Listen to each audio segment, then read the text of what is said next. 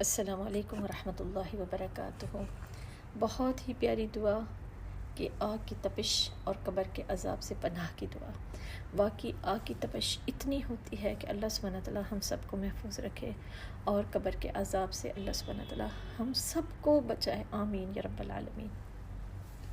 تو اس کے لیے نبی پاک صلی اللہ علیہ وسلم نے ہمیں یہ دعائیں سکھائیں، آئیے مانگتے ہیں۔ اللہم رب جبرائیل و میکائیل و رب اسرافیل اعوذ بک من حر النار و من عذاب القبر۔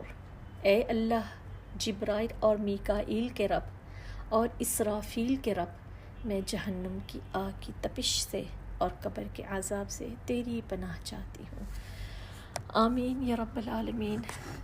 دعائیں صبح، دوپہر، شام، دعاؤں کو اپنی زندگی بنا لیں۔ صبح شام کے اذکار میں ان دعاؤں کو خاص طور پر اللہ سبحانہ وتعالیٰ سے مانگنا ہے انشاءاللہ۔